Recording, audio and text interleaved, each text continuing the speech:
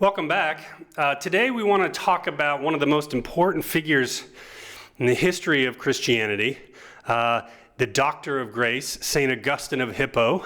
He lived in the late 4th and early 5th centuries, specifically 354 to 430. And he's important because he's one of the most important non-canonical thinkers in the history of the church. That simply means one of the most important non-biblical figures. So obviously somebody like Paul or the gospel writers are going to be more important than Augustine. But once you step outside of the canon, the Bible, then we have people like St. Augustine, who is extremely influential. He wrote a variety of different books. In fact, we have more writings from him in antiquity from any other writer, Christian or non, quite a few writings from him, and they touch on a variety of different areas within the life of the church. His most important or most famous book is a book that I think every Christian should read, and that's why we're going through that here in this course, and the book is called Confessions, Augustine's Confessions.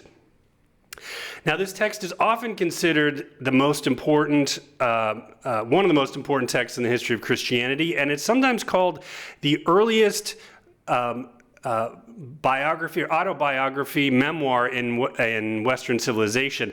But that's not entirely accurate. I think Augustine would find that to be a strange claim, because to say that this book is an autobiography is to say that it is a book about Augustine himself. And if you were to say that to Augustine, I think you would find that strange, because he would say that this isn't a book about himself. He would say this is a book about God working in his life. So the very first line of the book, Augustine is quoting one of the Psalms, and he says, "You are great, Lord, and greatly to be praised." Right? So right from the first sentence, Augustine has our focus on God, not on himself. So better to say that it is a book about God working in Augustine's soul, but then even that's not sufficient enough, because Augustine would say that he is simply an example of the larger important phenomenon of how God works in all of our souls, right? So Augustine eventually comes to Christianity. He receives and accepts God's grace,